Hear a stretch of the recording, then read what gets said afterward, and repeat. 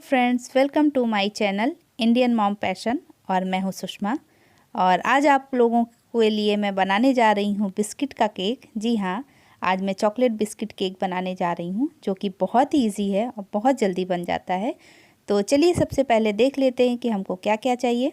तो केक बनाने के लिए हमें चाहिए ये Britannia tiger choco chips biscuit 4 packet. ये 10 रुपये वाले पैकेट मैंने लिए हैं। उसके बाद ये 1 कटोरी दूध लूँगी। ये नॉर्मल टेम्परेचर पे रखा हुआ दूध है, जो आपका रूम टेम्परेचर होता है। और ये 4 से 5 बड़े चम्मच चीनी लूँगी, क्योंकि बिस्किट में अपनी स्वीटनेस होती है, लेकिन फिर भी थोड़ा सा ऐड करूँगी। और ये मैंने 6 से 7 काजू लिए हैं, इनको मैंने बारीक काट लिए हैं। और उसके बाद ये बेकिंग सोडा मैं लूँगी 1/2 टेबल स्पून। उसके बाद फिर मैं बेकिंग पाउडर लूँगी, ये भी मैं 1/2 टेबल स्पून लूँगी। तो चलिए अब बिस्किट बनाना स्टार्ट करते हैं, केक बनाना स्टार्ट करते हैं। तो इसके लिए सबसे पहले क्या करना है हमको कि हमारा जो बिस्किट है, इनको छोटे छोटे टुकड़ों में हमको तोड़ लेना है। और ये चारों पैकेट को ही मैं छोटे टुकड़ों में तोड़ लूँगी। वैसे आप इसको डायरेक्ट ही ग्राइंड कर सकते हैं, लेकिन तोड़ने के बाद ये ईज़िली ग्राइंड हो जाएंगे। तो इसको पहले मैं तोड़ूँगी, उसके बाद फिर ग्राइंड करूँगी। मैंने सारे बिस्किट को छोटे छोटे टुकड़ों में तोड़ लिया है। अब इसको ग्राइंड करते हैं।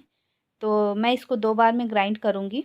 और इसमें मैंने शुगर भी ऐड कर दिया है, ताकि उसको अलग से ग्राइंड करने की ज़रूरत नहीं पड़े, साथ में ही ग्राइंड हो जाएगा। और आपको इसको एक बारीक पाउडर बना लेना है। तो ये देखिए मेरा पाउडर बन गया है। और कहीं कहीं पे थोड़े से शुगर के दाने रह गए हैं, लेकिन कोई बात नहीं, फिर हम बैटर बनाएंगे तो वो ईज़िली घुल जाएगा। तो ऐसे ही करके मैं बाकी का भी ग्राइंड कर लेती हूँ। और ये देखिए हमारा पाउडर हो गया है तैयार। और ये बहुत ही बारीक पाउडर बना है। तो अभी मैंने सारा पाउडर बना लिया है। और अब इसमें मैं दूध ऐड करूँगी। और दूध ऐड करके इसको अच्छे से मिक्स करना है। और एकदम इसमें गांठें ना रह जाएं, ऐसे घोलना है। और इसको अच्छे से चला चला के आपको घोलना है। और ये देखिए मेरा थोड़ा सा थिक लग रहा है, तो मैं इसमें 2-3 चम्मच दूध ऐड करूँगी। और ऐड करने के बाद फिर अच्छे से मिक्स करूँगी। और ये देखिए हमारा स्मूथ बैटर तैयार है। तो अब इसमें मैं जो है बेकिंग सोडा सबसे पहले ऐड करूँगी, 1/2 टेबल स्पून ही ऐड करूँगी। और उसके बाद फिर मैं बेकिंग पाउडर भी 1/2 टेबल स्पून ऐड करूँगी। और उसके बाद इसमें 1 से 2 चम्मच मैं दूध डालूँगी। और फिर इसको अच्छे से मिक्स करना है। और आपको एक बात का ध्यान रखना है कि इसको बहुत ज़्यादा नहीं चलाना है, नहीं तो हमारा केक जो है वो फट सकता है और फ्लफी नहीं बनेगा। तो एक इसको अच्छे से मिक्स करना है बस।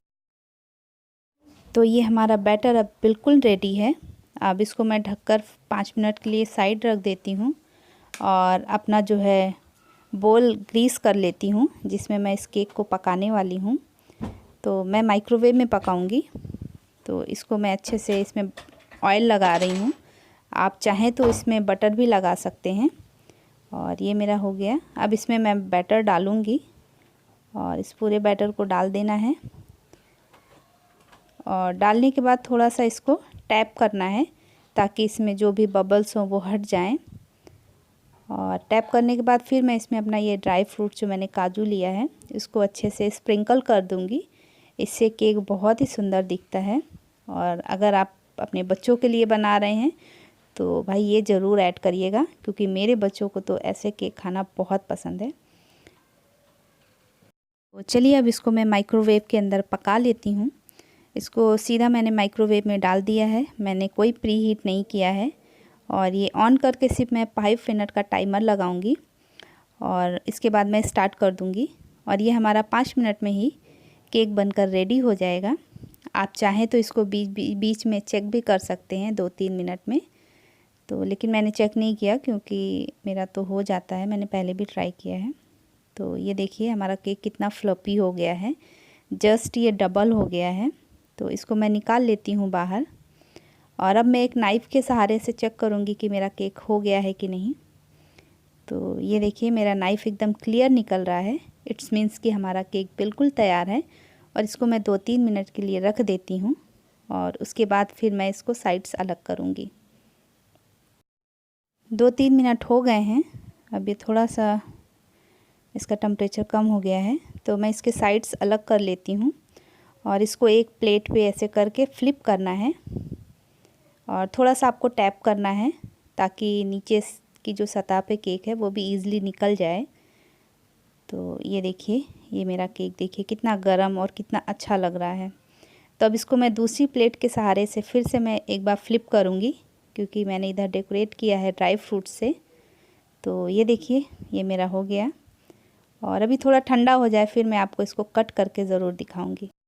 तो देखिए, केक मेरा हो गया है ठंडा और अब मैं आपको इसको कट करके दिखाती हूँ और ये बहुत ही स्पंजी बना है।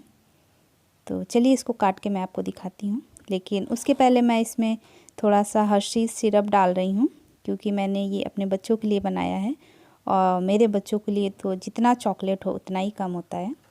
तो ये मैंने इसमें हर्शीज़ डाला है, ये बिल्कुल ऑप्शनल है, अगर आपके पास नहीं है तो आप इसको स्किप भी कर सकते हो।